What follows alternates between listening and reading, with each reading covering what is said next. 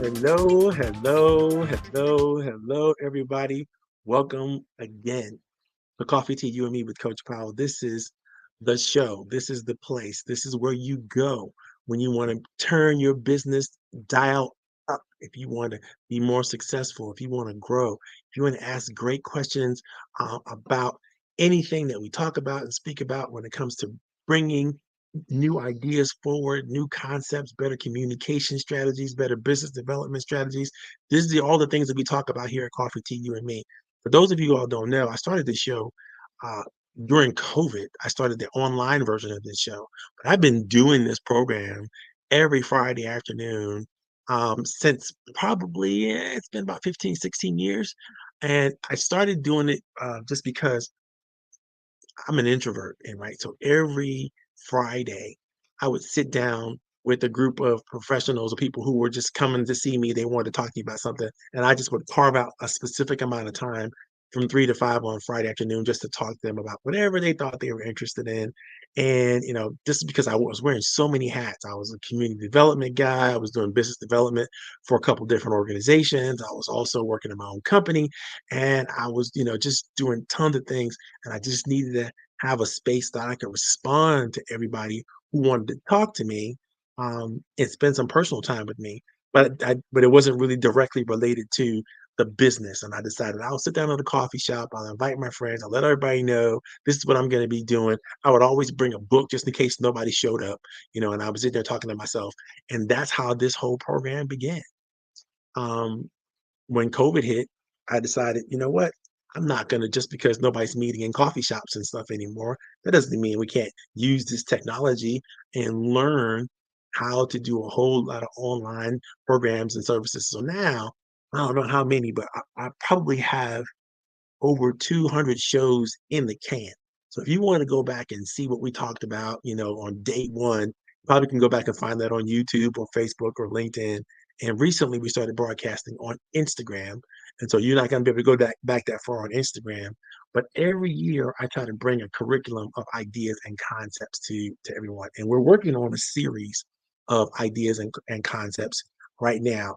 And that series is really all about benefits. How do we understand benefits? How do we use benefits? How do we talk about benefits? How do we deliver on the promises that we make to people who would then be our beneficiaries? How do we become a better benefactor? How do we become a better beneficiary? And how does it all work together to enhance and literally generate the kinds of performance that we want to generate for our businesses, and for our organizations? And so this is super, super, super important to me. I'm a brother of Phi Beta Sigma fraternity, and brothers actually sponsor this event and make sure that we have what we need to pull it off. And they're one of our big supporters.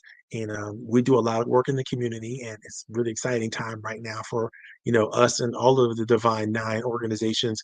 We're trying to figure out how to get out and get the vote going so that everybody gets its opportunity to participate in this wonderful American experiment that we are running to make sure that everybody gets their voice heard, gets their voice and their vote out there. So we're highly encouraged that. In fact, I was just on a call last evening with my fraternity brothers, and we were just talking about how do we increase the vote? How do we get more people excited about it? And it's just so important to understand that a lot of people say well, what does that have to do with business? It's all related. If you understand the PESTLE model, which is PESTLE, right? It stands for political, economic, social, legal, technological, and economic. Yeah, economic and yeah, ecosystem, right? All these things are macro ideas that affect us on the micro level.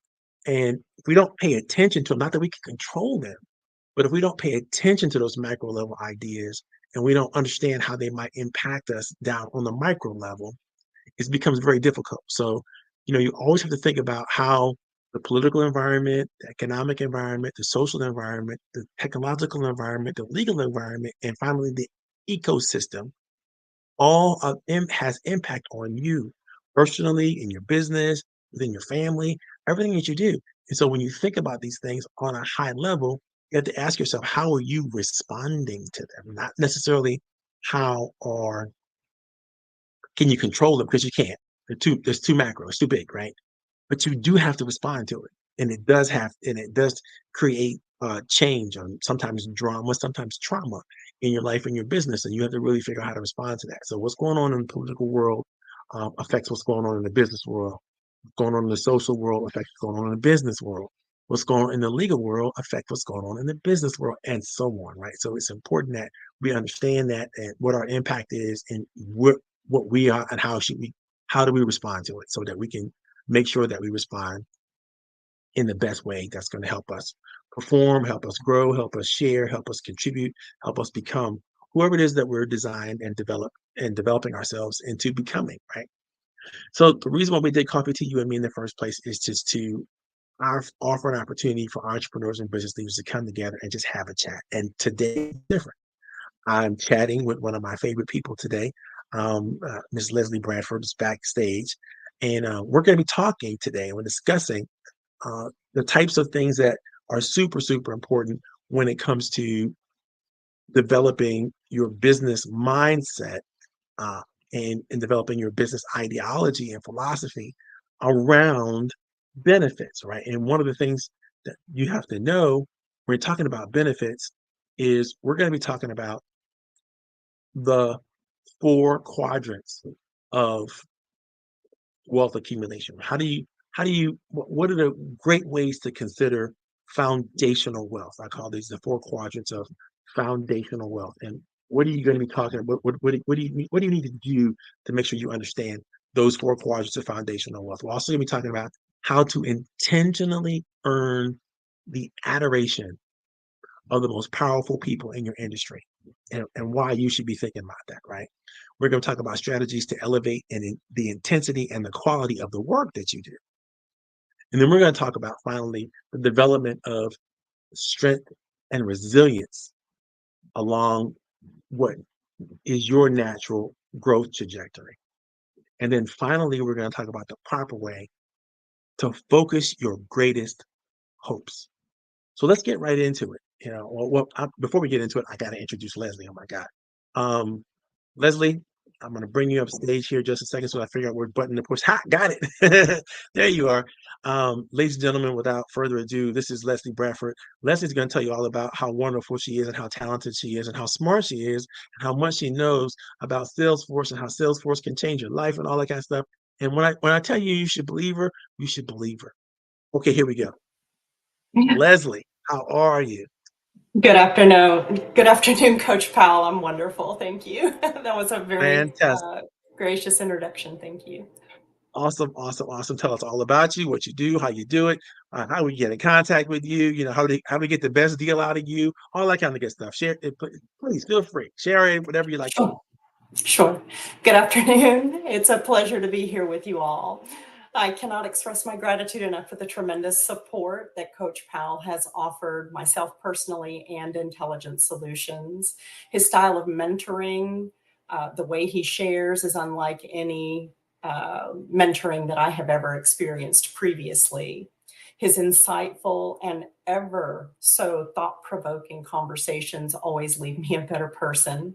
So I'm Leslie Bradford, founder and CEO of Intelligent Solutions. You can find us at intelsol, INTELSOL.io. That's the website. I'll provide my contact information as well. Intelligent Solutions customizes Salesforce instances, your org, to enhance primarily your business processes. We offer capabilities of you being able to have a 360-degree view of customers through the streamlined operations. As Salesforce professionals, we're offering our knowledge combined with a passion for creating value. How do we do this? Through business operations process optimizations. We know all the little secret inside the architecture, how to connect things and make them work better, how to get things connected better. You can rest assured we've gone through a number of implementations. We offer Salesforce administration, customization, project management, documentation, and training. We provide smart, simple, scalable solutions that will enhance your system and allow scalability and velocity based on how quickly your company needs to grow. If you use Salesforce or are interested in using it, you can let us give you a free initial consultation to help you determine whether you're getting the most out of your CRM, your customer relationship management systems. And with that, thank you so much.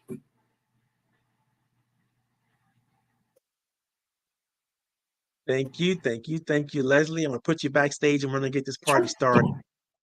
All right, ladies and gentlemen, boys and girls, children of all ages, sharpen your pencils, get your pencils out, start tapping on your cell phone, whatever you gotta do, take copious notes. We're going to be rapid fire sharing a ton of information with you.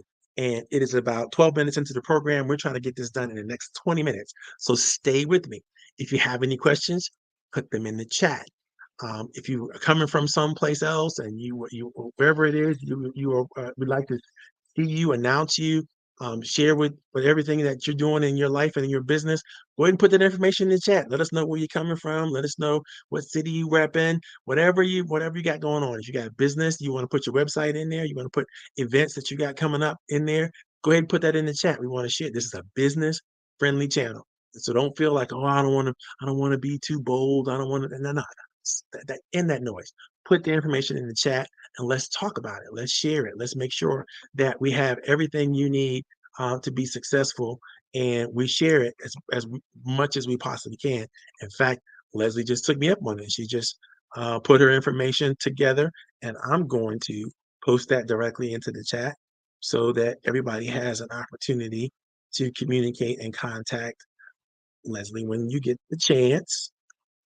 You don't have any excuse for why you can't reach out to her. That's her information, and it's coming through right now.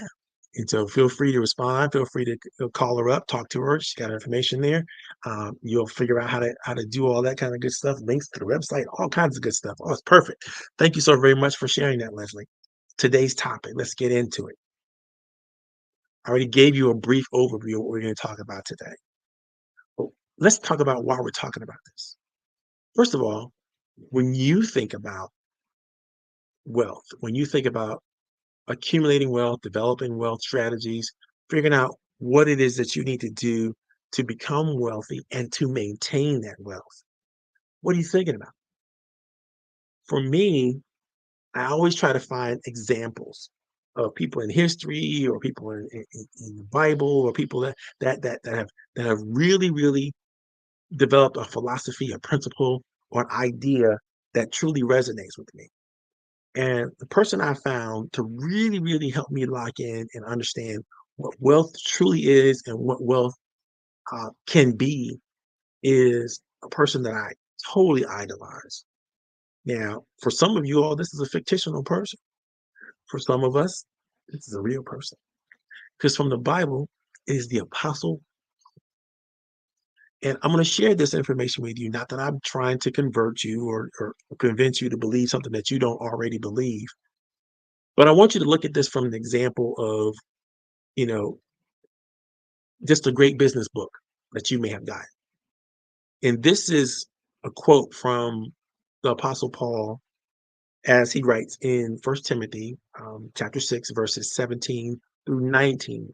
And Paul, at the time, is sharing an idea with Timothy, his protege, not mentee, his protege, who is talking to him. He's writing Timothy about how to be a better steward of the resources and help the church um, in that area be a better steward of their resources. So this is Paul talking to his protege and telling his protege, this is how you handle specifically the wealthy parishioners of the church.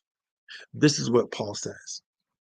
As for the rich in this present age, charge them not to be haughty, nor to set their hopes on the uncertainty of riches, but on God, who richly provides us with everything to enjoy. They are to do good, to be rich in good works, and to be generous and ready to share, thus storing up treasure for themselves as a good foundation for the future, so that they may take hold of that which is truly life. Paul said a mouthful in that one bit of advice. Those 3 sentences that he shared really, really spoke to what I believe are the qualities of foundational wealth. And there are 4 qualities. We're not going to cover all of the qualities today, but I'm going to give you a brief overview of what those 4 foundational qualities of wealth might be, coming from the advice Paul gave to Timothy about how to handle the wealthy parishioners in his area. And so when I talk about foundational wealth, I want you to understand I'm talking about principles, talking about things that you can embrace to not just generate and create wealth, but to keep it once you create it. And this example that Paul shares with us comes with 4 key ideas and 4 key thoughts. One is respectability. The next one is excellence. The third one is generosity. And the last one is prudence. If you look at the text that Paul was sharing with Timothy, that's what it's all about: respectability, excellence, generosity, and prudence. So we're going to break down respectability uh, and really get into what that means and how you could use it and how you could bring that forward to today's business world, right? In just a second. Well, let's just deal real quickly from a surface level, and we'll get into those other ideas too in the other weeks. Let's deal with excellent generosity and prudence. Excellence. What does it mean to be excellent? What does it mean to be the best that you can be in whatever you do? To do the best work you can do, to have the best thoughts that you can have, to share the best information that you can share, to be of a high quality when it comes to what you produce, what you say, and how you say it, right? And what you do, how you exist on the planet. If you're excellent, what happens is there's a backdraft that follows you around. When you're excellent, people start to expect a certain level of performance. They start to expect a certain quality that comes out of what you generate. And because it's important for you to step up to those ideas, then you tend to perform at a greater level. You tend to be more transparent about what you're doing. You tend to share at a greater and higher frequency than those who are not pushing to be excellent. You listen, you take feedback differently when you're pushing to be excellent. And we're going to get all into that next week. But I want you to just learn that excellence is a really, really good quality to have. It's a great quality to focus on and ask yourself questions. How can I be more excellent today than I was yesterday? How am I providing the systems, the strategies, the techniques in my business, in my life to maintain a high level of excellence? Asking those questions are questions that are going to keep you going in the right direction. Generosity is another part of the 4 qualities of foundational wealth.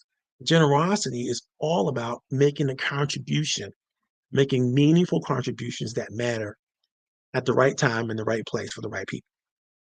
Now, generosity for generosity's sake is not useful, but generosity that really is it caters around the needs, the desires, the wishes, the abilities, the capabilities, and strengths of others are going to be that's going to be generosity that can continue to provide and continue. The law of reciprocity is all over generosity, right?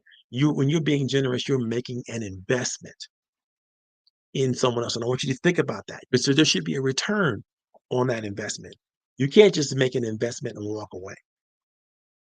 You are now responsible to be a good steward of even your investment. So whatever you invested in, whoever you invested in, whatever you spend time on, whatever you give money to, whatever you put your efforts, your time, talent, and treasure into, out of the generosity of your own heart, needs to be managed and managed well. It needs to be dealt with well. Because if you don't, you could cause damage. This is the reason why Warren Buffett is not going to give all of his money to his children. He understands that if you don't know how to handle this amount of wealth and you didn't earn this amount of wealth, just giving it to you without any type of training or development or work could be detrimental to your existence. It can be dangerous, right? And I know that people go, "Well, I like to be, I like to have that problem." Trust me, you don't want to have this problem. You don't want to have billions and billions of dollars and not know how to handle it or what to do with it, because the chances are the vultures are going to take it from you somehow, some way, or you're going to end up in a bad situation. The next level of the four qualities of foundational wealth, I think, is probably the most important. I just mentioned it. Prudence. It is your ability to make wise decisions about how you're going to be, how you're going to exist on the plane of existence. I was sharing with a client earlier. It's very hard when you are planning for something in the future and you're trying to be great and you got your strategies that you want, the systems that you want, the processes that you want, and you're trying to focus on those things. It's very easy for you to ignore some of the wonderful things that are actually happening for you right now. And it's not a prudent thing to do, because when you ignore the opportunities and the gifts and the benefits of things that are going on with you right now, right? It's hard for you then to make the judgments that you need to make and the wisdom that you need to share in the quality way for others. Basically, you can't be grateful, you can't have gratitude, you can't teach it if you don't have it and if you don't practice it on a regular, consistent basis, right? And so when you start to practice it, you start to become more aware, and then you can be prudent with the decisions that you're making. But if you never practice this gratitude thing I'm talking about, then you don't know how to really look at the things that you're looking at, that you're seeing, and go, "That's good. That's not good. I like it, and I know why I like it. It's different than I like it, and I can't explain it." So the prudent person is wise. The prudent person has experience. The prudent person takes the opportunity to experience the things that they're experiencing in life and pay attention to as much as they possibly can. I know you can't pay attention to it all. You can't take it all in. There's so much happening in your life, and you can't.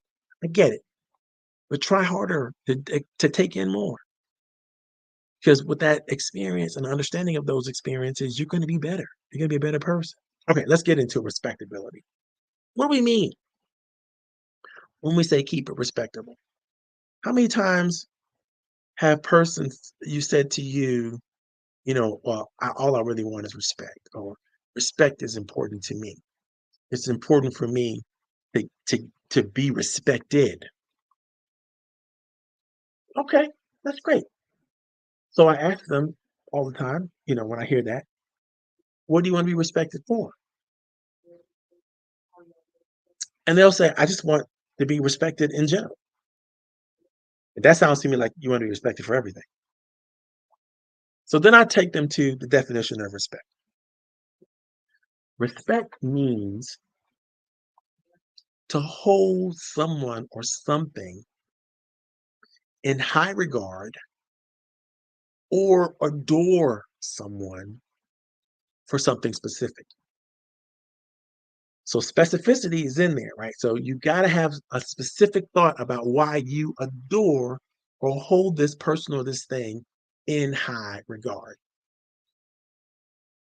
Now, when I first started using the word and heard the word respect, I had no idea that it meant adoration, and it meant to hold something in high regard, hold someone in high regard specifically for something, contributions that they made, words of wisdom that they shared, things that they are, that you can sense or see in their character clearly, right? Because it's got to be specific, right? So once I understood that, I really rethought what respectability meant. And when Paul shares what's respectable, what's good, what's useful, what's meaningful, in the example that he gave for Timothy of how wealthy people should consider themselves, it began to dawn on me that it's important to show up, and how you show up really matters if you want to be respectable. How you carry yourself really matters if you want to be respectable. If you want to be honored and appreciated for the majesty and grandeur that you bring to the table, you need to be able to do that in a way that makes sense, right? How is your composure, or how does your composure offer a sense of gravitas or propriety? When you walk into the room, do you own it?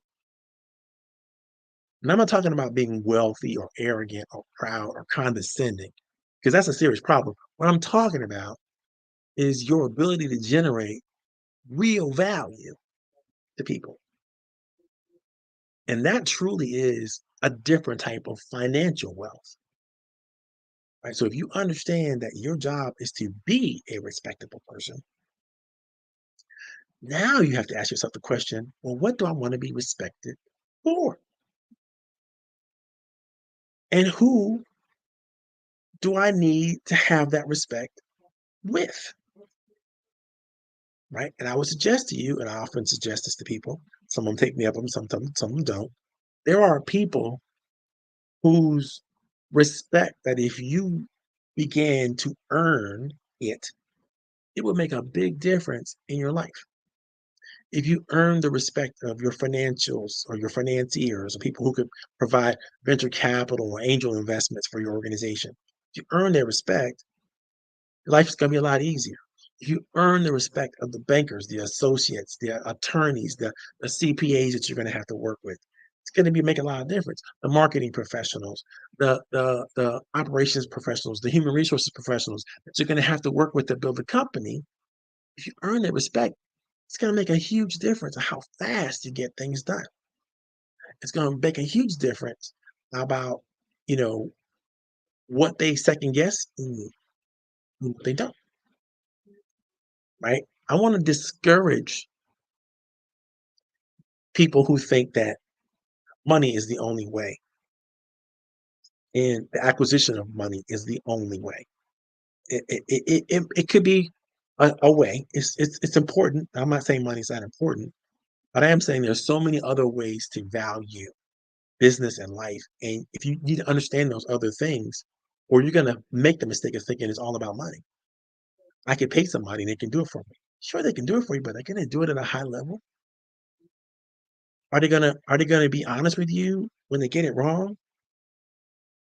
You know, being respectable, like any other virtue or any other type of human interaction, what you put out is what you get back. To be a great sponsor, a proprietor, or even an organizer is important. And if you can't do it with integrity, meaning you can't do it to the level where you know that you can trust it, because only you know when you're dialing it in, you know when you're not giving it all you should, you know when you're holding back, you know when you're not really performing to the highest level. You know first. And at that moment, you recognize when you're outside of integrity, which means you're not acting in a way or being in a way that you should be generating trust. You should be generating respect. It's like you're doing just the opposite. Of course, what's the opposite of respectful? Disrespectful. You don't want to be disrespectful. You don't want to be disrespected. You don't wanna be hated, you don't wanna be you don't want people to feel like you're up to something, you don't want people to feel like, you know, you're not doing the right thing. You wanna do the right thing, and you want them to know that you're doing the right thing, because if they don't know you're doing the right thing, what do they respect? What do they honor? What do they love? What do they praise? They don't know what the right thing actually is, right? So it's very, very important that you attempt quite often, in fact, all the time, to be respectable. You have to, it's an ability, right? It's a skill that you need to strengthen as you move forward in your life, as you move forward in your business. Now, this is a lot easier when you learn to focus first on the higher concepts and ideas more than profit. How do I create high quality service in my world? How do I generate the type of concepts or ideas I need to generate? I give an example, just a personal example. Told my daughter when she was about 8 that my intention is to be the best father in the world to her. Now I only had one. I'm her only father, so I got a good shot when when the competition is really all said and done that I'm going to come out the winner. But I'm not basing, and I wasn't going to base that on what I thought the best father in the world was going to be. I'll base that on her. And I said, what I want you to do is I want you to talk to your friends about their fathers. I want you to talk to people that you meet. I want you to observe and analyze and think about other fathers that you see. Because when you do pronounce your father as the best father in the world, I want you to be informed in order to make that decision. And she said, okay, Dad, that's fair. So now once a week we're gonna get together and we're gonna check. I'm gonna take you out to dinner. We're gonna go wherever you want to go, eat whatever you want to have. And I'm gonna ask you the question. It's the only question I'm gonna ask you all night long. How am I doing? And we can talk about anything you want to talk about, but at some point in time in that evening, whatever that we can answer that question. How am I doing? And she did. Week after week after week after week after week after week after week after week for years. And she would give me some feedback every once in a while. Dad, I wish you could have said this better, or you could have done this better, over. And I said, you know what? That's a good idea. I'm going to work on that. I think I can do better.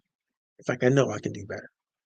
So you let me know if I do this, if I make this mistake again, or if I make this statement again, or if I say something this that makes you feel this way again. You let me know immediately, and I will correct it. And if not, we'll catch it at our weekly meeting. Mm. I'm proud to say that having a wonderful relationship with my daughter. She's an adult. She's 24 now. No, she's 25 now. So she just had a birthday. She's 25 now. She's doing well, and I'm proud of her. But there's never been a moment in her life when she did not feel like she could talk to me, even the most stressful things, the most tragic things.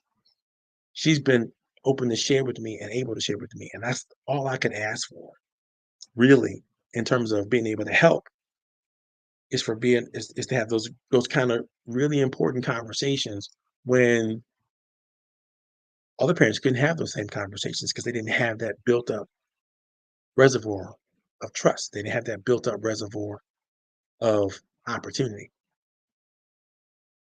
And so my suggestion for all of us is that you push towards excellence. Always push towards excellence.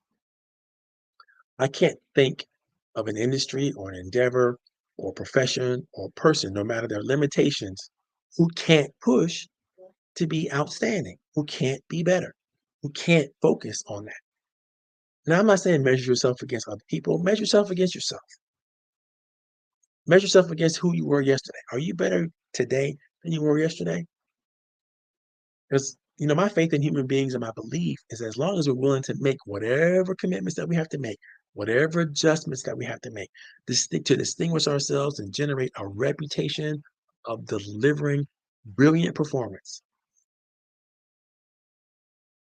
We can do that if we can focus on that, if we can choose that more often than we choose something else, then we're going to have the right strategies, we're going to have the right techniques, and everything we need is going to come together well. But at the end of the day, this is all about character. And I love this quote that I'm going to share with you. This comes from um, Byron R. Pulsifer, who says, character is not something that you buy. It is not a commodity that can be bartered for. It is not a quality suited for only the rich and famous. Rather, character is built upon the foundational commitment of love, honesty, and compassion for others, which brings me to the next level of conversation we want to have. If you're doing things and it's just for you, it's just about you, you're not trying to create a legacy, you're not trying to become great, you're not trying to be an example, you're doing it for the wrong reasons. You can't do it just for money. You can't do it just for fame, just for credibility, just for acknowledgement. You got to do it for other reasons. You have to have a higher calling. You know, if you're trying to be an example for your children, if you're trying to, or your community, if you're trying to give back to others, if you're trying to, make somebody else's life a little better, that's a good reason to do a lot of things, right? Those are good reasons. But if it's all about, I just want to be wealthy, or I just want to get what I want to get from me, about me, it's all about me. I think you're playing the wrong game, and you're definitely playing the game that's going to get you in trouble in regard to keeping whatever you're able to keep, because that's a deficit. You're offering a deficit to the world, and you can't make that up. You only have so much time to get things right in the first place. Lifetime is very short, but you don't want to be at a deficit when it comes to accomplishing the things that you want to accomplish and being the person that you want to be. So let's recap a little bit. We talked about the four qualities, the four quadrants of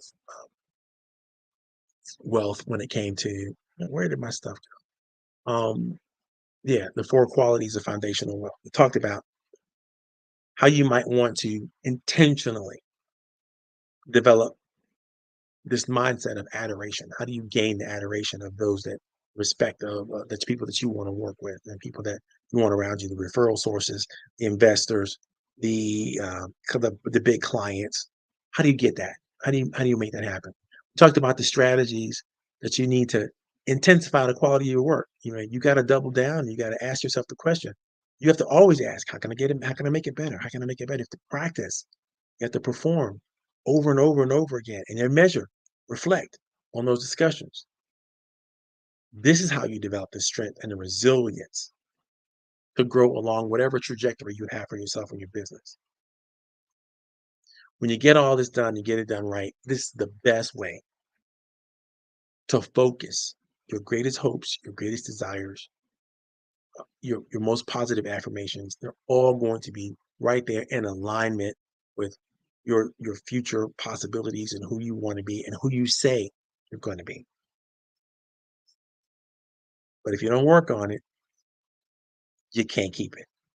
And that's anything, right? If you don't work on developing your character, if you don't work on creating the environment that you want to create around you to the best of your ability, um, then I got a feeling that you're working in the wrong direction. You're working backwards instead of working forward.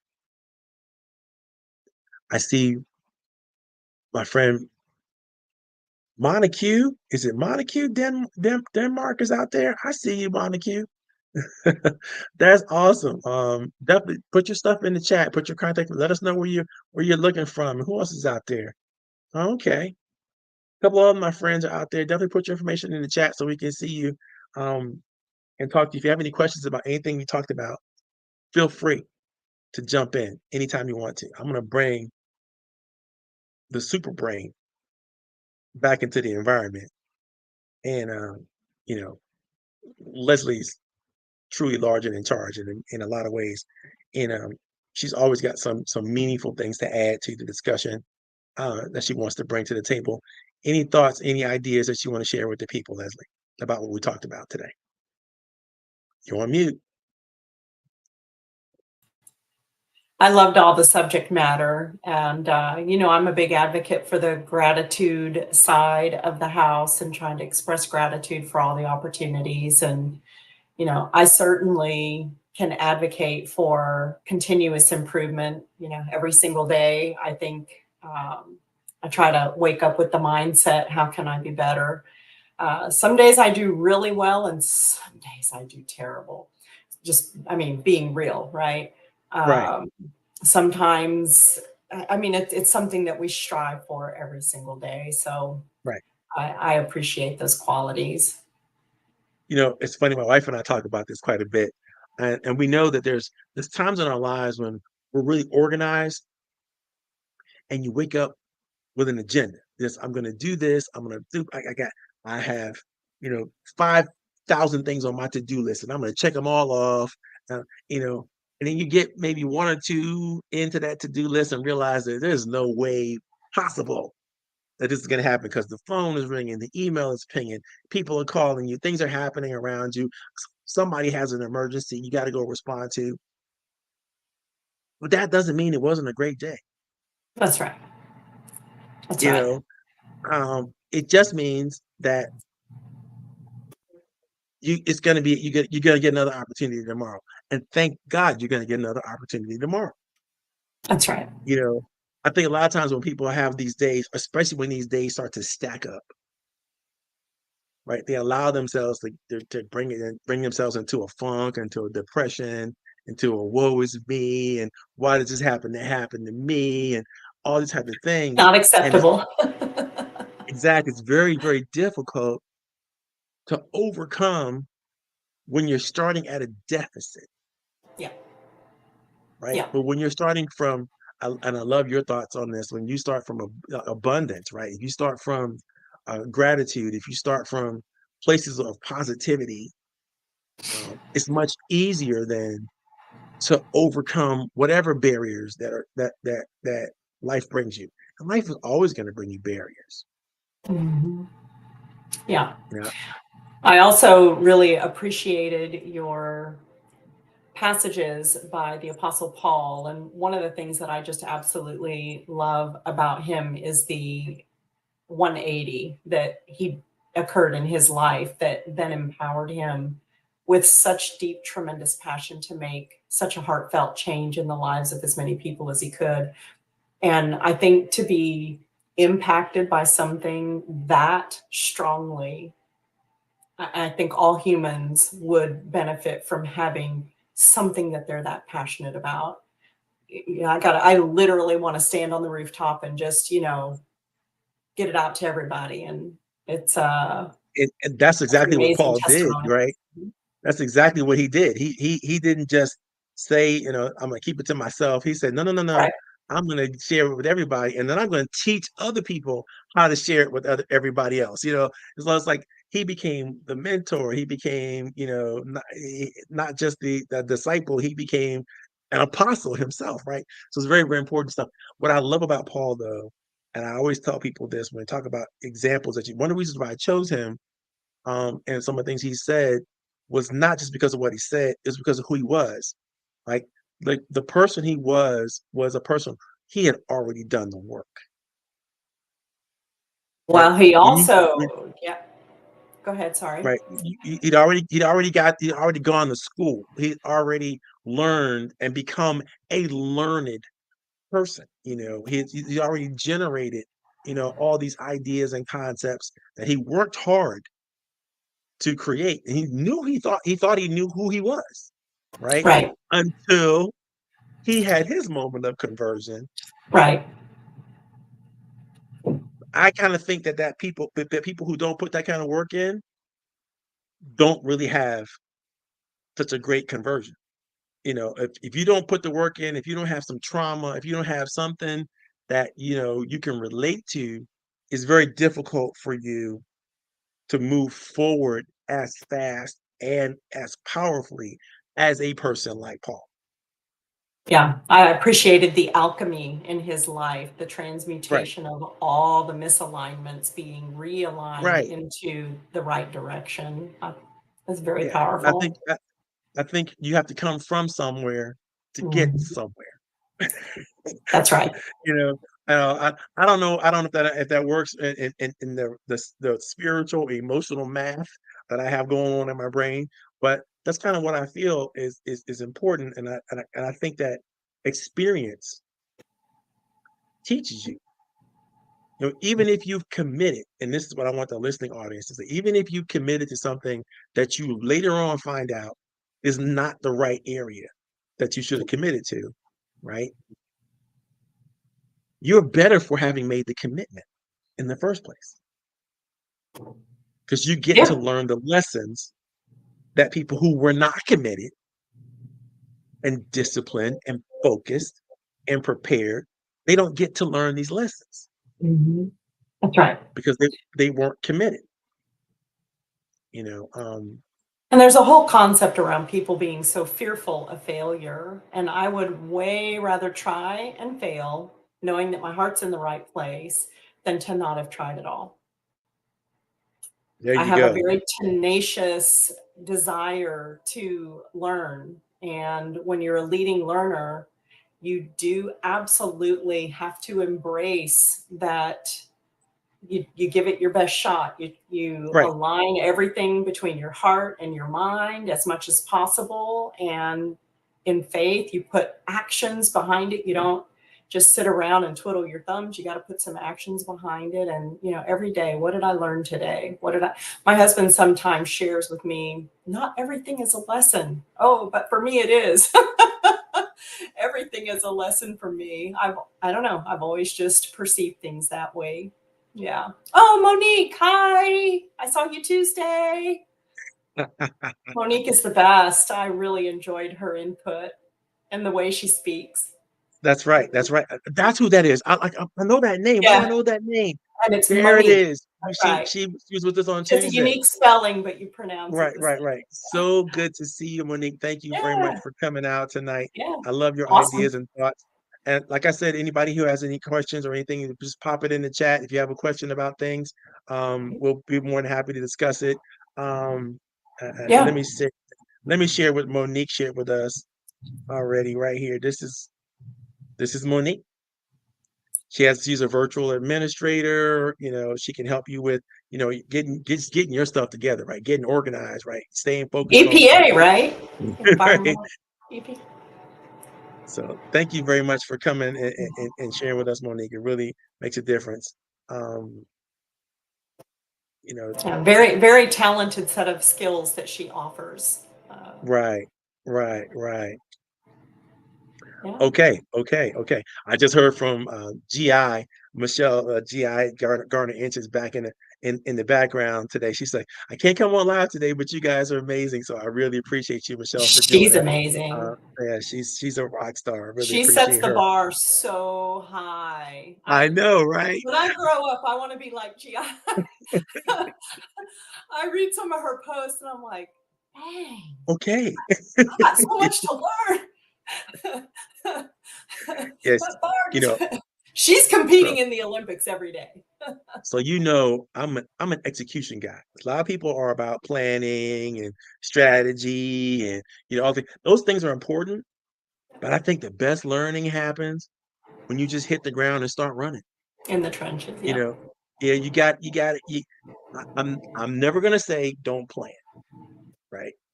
A plan is important, but be quick about it and let's get running. Let's go. I hear you. Because you can spend a year in Hustle. analysis paralysis, right?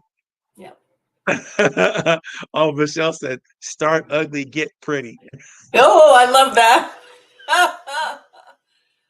I can relate to that. That is a wonderful thought. That is a wonderful thought.